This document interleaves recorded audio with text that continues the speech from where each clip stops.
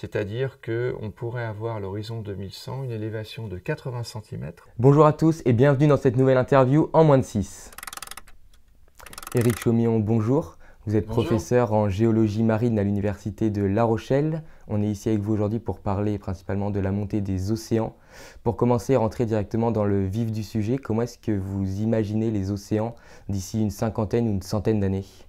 Alors en fait, je les imagine pas personnellement. En fait, je suis les travaux du groupe d'experts sur le climat, ce qu'on appelle le GIEC. Alors à l'horizon 2100, c'est celui qui est souvent pris parce que ça parle, c'est la fin du siècle en cours. Il y a deux scénarios. Pourquoi deux scénarios? Parce qu'en fait, ce qu'on ne connaît pas, c'est la politique globale de l'humanité par rapport aux émissions de gaz à effet de serre. On ne sait pas comment on va évoluer par rapport à la consommation d'énergie. On ne sait pas non plus combien on sera sur la planète. Et donc du coup, on considère deux scénarios extrêmes. Le premier, ça consiste à supposer qu'on va on va aller vers une neutralité carbone. Et donc à ce moment-là, effectivement, on va limiter le réchauffement climatique, on pense pouvoir le limiter à 2 degrés. Et à ce moment-là, l'élévation du niveau des mers ne sera pas très importante, ça sera de quelques décimètres. C'est-à-dire qu'à l'horizon 2100, on aurait une élévation d'environ 40 à 60 cm. L'autre scénario, c'est comme on dit business as usual, c'est-à-dire qu'on ne va rien changer à notre politique énergétique. Alors là, par contre, les incidences seront plus importantes, c'est-à-dire qu'on pourrait avoir à l'horizon 2100 une élévation de 80 cm. Et si on prend l'hypothèse la plus pessimiste, 1,10 m. Donc là, 1,10 m, ça va être terriblement impactant sur toutes les côtes du monde, en fait. Alors justement, quelles seront les conséquences de ces 1,10 m? Il y aura des habitations qui seront inondées, le trait de côte sera modifié? Alors en fait, il y a deux grands aléas qui touchent les côtes du monde. Le premier aléa, c'est l'aléa submersion, et le deuxième aléa, c'est l'aléa érosion. Donc dans les deux cas, il va y avoir un impact. C'est-à-dire que l'aléa submersion, en fait, si le niveau de la mer globale monte, eh bien l'impact de ces événements extrêmes va être beaucoup plus fort. C'est les catastrophes finalement qui font le plus de morts et qui sont les plus coûteuses pour nos sociétés. Ça peut faire des centaines de milliers de morts, c'est absolument dramatique. Et donc, si le niveau de la mer monte de façon significative, et effectivement, si on prend le scénario à plus 1 mètre, là, ça va être assez dramatique. L'autre aléa, c'est l'érosion. Donc, effectivement, l'érosion est d'autant plus importante que le niveau de la mer est élevé.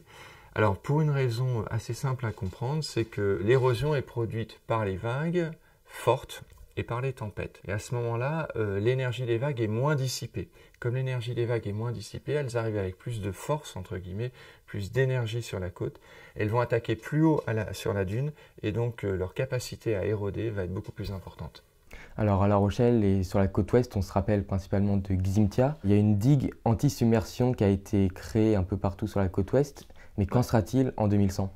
Alors en fait, on a fait aujourd'hui une adaptation sur un aléa de référence qui est effectivement Xynthia en Charente-Maritime. Et puis on dit Xynthia plus 20, on a pris Xynthia plus 20, plus 20 quoi? Plus 20 cm, puisqu'on a considéré une élévation du niveau des mers. Plus 20 cm, on voit que c'est moins que la prédiction GIEC 2100. Alors pourquoi on a fait ça? Parce qu'en fait c'est un compromis en considérant que les digues c'est fait à peu près pour une cinquantaine d'années, c'est un horizon à 50 ans environ, et que donc on aurait cette élévation du niveau des mers, et que si un autre événement type Xynthia arrivait dans quelques années, eh bien on serait protégé. Et donc ce qui apparaît, c'est qu'en 2100, cette protection Xynthia plus 20 ne sera pas suffisante. Donc il faudra certainement rehausser encore les digues. Alors la question qui se pose, c'est est-ce qu'on va pouvoir rehausser les digues partout sur tout l'ouest de la France, ou je dirais même sur toute la France, ou dans le monde entier, etc. La réponse est probablement non, ça va être trop cher. Et donc effectivement, il va falloir envisager des solutions alternatives c'est-à-dire alternative au tout digue. Sinon, on va se retrouver avec un énorme mur tout autour des côtes. Alors justement, comment est-ce qu'on peut s'adapter à cette montée du niveau des mers? Les variations du niveau de la mer, il faut quand même bien le rappeler, ça a toujours eu lieu dans l'histoire de la planète Terre. Sur les millions d'années, les centaines de millions d'années, il y a eu des variations du niveau de la mer, il y a eu des variations climatiques. Ce qui est inédit aujourd'hui, c'est la rapidité du changement climatique. Ça, c'est inédit.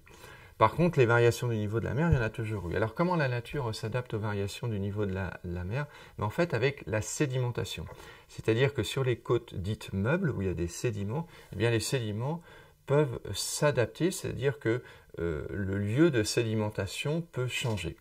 Et il se trouve qu'il y a deux types d'environnements sédimentaires assez contrastés sur la planète. Des environnements à sédiments granulaires type sableux. Donc ça constitue ce qu'on appelle la plage, l'avant-plage, la dune. Donc ça, c'est extrêmement mobile et ça peut s'adapter aux variations du niveau de la mer. Et puis, il y a toutes les côtes dites vaseuses qui, elles aussi, ont des capacités d'adaptation.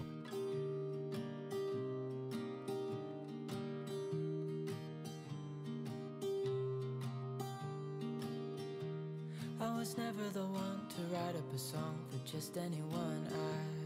I was always